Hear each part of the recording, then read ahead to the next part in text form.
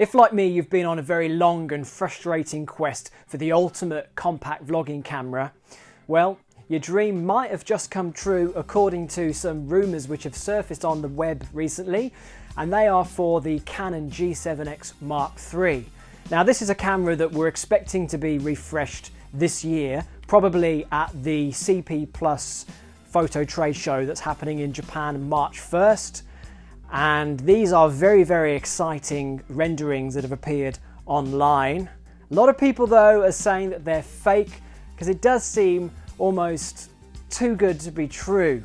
Now, what excites me is a microphone input. This has long been a gripe for vloggers like me who use these compact cameras for their portability, because none of them on the market have got a mic input. So as soon as you go outside, you're getting that wind coming in, ruining your sound, and just general directional isolation doesn't happen on a compact camera. So to have something that finally has that, if Canon pull this off, that is a massive game changer. Will it happen? Canon don't have the best track record for innovation lately and pulling surprise things out the bag, but I'd love to be proven wrong on that. It would be amazing to have a compact camera with a mic input like that. No other company does it, and if Canon were the ones to actually go for it, then they would just completely own the market, in my opinion. And these photos have also got a hot shoe on top, which is really useful. Personally though, I would probably be putting one of those little Etuji, I think I'm saying it right, Etuji little microphones just into the side of the camera. Because if you're on top on that hot shoe, even with a little small shotgun mic, your screen's going to be flipping up and getting blocked. There's already the Canon M6 mirrorless camera that has that problem. A lot of vloggers not happy with that. So my solution would be to be putting one of those little microphones in the side. I think Etuji do a directional or a sort of more of a stereo surround sound. Probably not the best quality, but to be honest, you know, for YouTube vlogs, are you really wanting to have the ultimate best cinematic quality? I don't think it's that important. 4K. The rumours are saying that this camera does 4K 50 frames a second, so that's a PAL frame rate. NTSC over in the States and whatnot, that would be 60, you'd assume. I don't know, man. I mean, that is a big leap forward for Canon to suddenly put 4K in what is really more of a sort of middle tier compact camera. They haven't done it with the G1X Mark III, which is surely going to be more expensive than the G7X Mark III. So why would they do it in a camera that comes in below that when the G1X Mark III has only very recently come out? I think that's probably false, and yeah, maybe that flags that this is a fake rumour after all. If they did do 4K, I personally probably wouldn't use it for run and gun vlogging. There would almost be an image stabilization penalty to pay for that, and the sort of processing times and stuff, would there be implications for that as well. But I might use it for some sort of sit down studio based stuff. Why not? Wouldn't hurt to have it in there. Would they go for it? I mean, that would really give the Sony RX100 series and the Panasonic compact LX cameras a big run for their money. So Canon might surprise us again, but I think that's probably a little bit of a step too far. I think the mic input, it's a possibility, but the 4K, you know, prove me wrong, but I don't think this is the camera that Canon are going to do that with. I mean, they still only got 4K in their very high-end DSLRs, and it's hampered by a pretty awful codec. So let me know in the comments if that's a make or break deal for you. One thing that I would say that this camera will definitely have, and I'll go out on a limb here, is that it's going to have Canon's dual pixel autofocus for sure. All the latest cameras that have got Digic 7 onwards have had that. It's a standard feature of Canon now, and I can't believe that they would bring out a G7X Mark III in 2018 without the dual pixel autofocus. That would be unthinkable, and it's a game changer.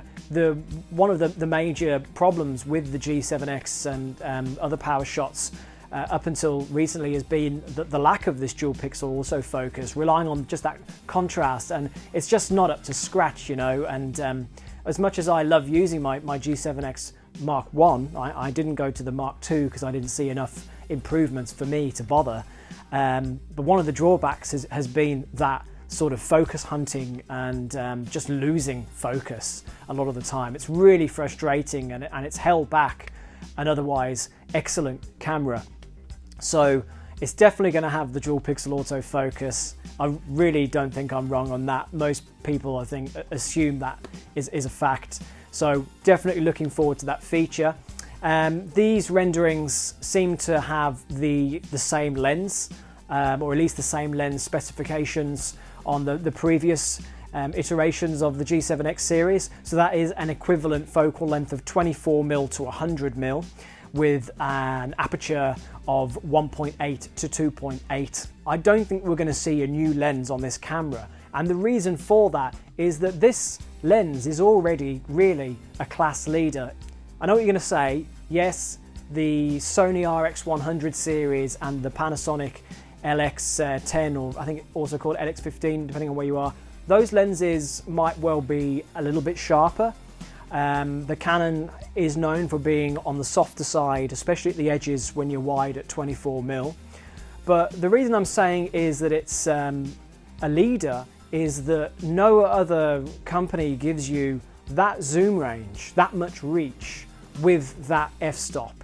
And that's why I think that Canon won't bother spending the R&D money on a new lens. I don't think that they need to. I wish that they would. I would like to see a bit sharper. I would like to see a bit more reach. Of course, you know, we always want to see more. But I think to make this camera a realistic proposition from a cost point of view, this is part of the camera which I think they're going to keep the same. And the fact that these rumour pictures have maintained that same lens in them, that gives me a little bit of hope that there could be some truth to this, because surely if someone was going to go to the trouble to produce this high quality and this sort of believable pictures, and they are amazing quality renderings. I mean, props to anyone who's gone to the trouble of doing that. You've got mad Photoshop skills, because they look very, very convincing to me. But if they had gone to all that effort in making up the whole design of the camera, then wouldn't they have probably just gone and put like a new, more ambitious lens design on as well? I don't know. What do you think? I reckon that it gives us some hope that this could be a bit of a genuine detail here. The design departure, a lot of people are saying it's too radical for Canon. It looks too clean a design. It's too different from previous power shots, and indeed recently released ones like the G7X Mark III, which has retained a lot of the sort of stylistic traditions of the power shot cameras before it. Why would they suddenly come out with this radical new design in light of that camera? And I have to agree that I think it does make you wonder whether this is a true rumour, because surely they'd stick with a more traditional design with more buttons. This looks like it's a lot more touchscreen driven. But this is 2018, and this is probably a move on Canon's part to try and capture back some of those folk who go for smartphones, and that's very touchscreen orientated, obviously. So I'm just kind of running this in my head at the moment, but why not? I mean, yeah, it's radical, but Canon have surprised us in the past with some pretty out there products. Does anyone remember the PowerShot N series? Those sort of small and square flip-up cameras. I don't think they did very well. They weren't great cameras, but that was a pretty sort of out there design. And there was also a Vixia or Legria camcorder that was kind of like a palm top camera that had some attractive features for vloggers and video makers as well, that seems to have died. I think it had a fisheye lens though, for some bizarre reason. They never got rid of that. So Canon has tried different things in the past. They might surprise us here again. I'd love to think that they would. My gut says, this just could be a little bit too good to be true. Now, something that I definitely would like to see on this camera is 1080p at 120 frames a second. That would be absolutely great to have better slow motion than just half the speed, but to be able to do something like 4-5 times the speed would be really, really nice to make your vlogs more cinematic. One thing I don't think it will have is log. I think that's definitely something that Canon wants to hold back for their higher end cameras.